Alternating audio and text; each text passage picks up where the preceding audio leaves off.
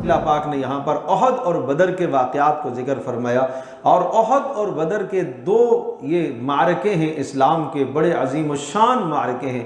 پہلا معرکہ معرکہ بدر ہے، جس میں مسلمانوں کی اللہ پاک نے قلیل تعداد ہونے کے باوجود بھی اللہ نے ایسی نصرت اور مدد فرمائی کہ اس کی مثال نہیں ملتی۔ تو ان دونوں کے دونوں واقعات میں، بدر میں اور احد میں، مسلمانوں کے لیے ایک بڑا سبق ہے، قیامت تک آنے والے انسانوں کے لیے سبق ہے۔ بدر میں سبق کیا ہے؟ اللہ نے مدد فرمائی اور 1000 کا مجمع تھا اور ہر قسم کے اسلحہ سے لیس تھا، اللہ نے انہیں تباہ کیا، انہیں شکست دی، اور مسلمانوں کے پاس صرف 7 تلواریں اور 2 گھوڑے، بہت قلیل سامان، کسی کے ہاتھ میں ڈنڈا، کسی کے ہاتھ میں پتھر۔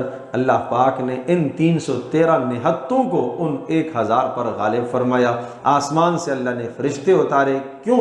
اس لیے کہ اللہ کی طرف رجوع، اللہ سے تعلق تھا۔ ساری رات کو روتے رہے، اللہ کے سامنے گڑ گڑاتے رہے، اللہ نے مدد فرمائی۔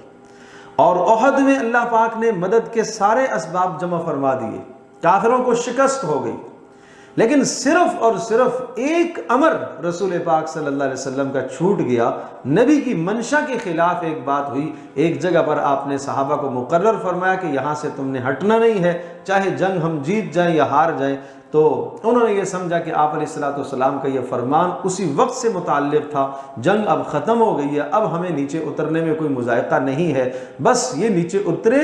رسول پاک صلی اللہ علیہ وسلم کی منشا کے خلاف ہوا، اللہ پاک نے اس فتح کو شکست میں بدل دیا، اور حضرت خالد ابھی مسلمان نہیں ہوئے تھے، انہوں نے پلٹ کے حملہ کیا، پھر 70 صحابہ شہید ہو گئے، رسول پاک صلی اللہ علیہ وسلم کے دندان بھی شہید ہو گئے، آپ زخمی ہو گئے، اور سخت مسلمانوں کا جانی نقصان ہوا۔ یہ سمجھایا گیا کہ رسول کی مخالفت کرنے کا کتنا بڑا اور برا نقصان ہوتا ہے۔ بدر میں اس لیے مفسرین نے لکھا ہے کہ جنگ بدر وہ لا الہ الا اللہ کا مظہر ہے، اور جنگ احد محمد الرسول اللہ کا مظہر ہے۔ کیسے کہ جنگ بدر کے اندر اللہ کی مدد اور نصرت آنکھوں سے دیکھی گئی ہے، اور جنگ احد میں محمد الرسول اللہ کا مظہر ہے کہ کامیابی کے لیے محمد صلی اللہ علیہ وسلم کی اتباع لازمی ہے۔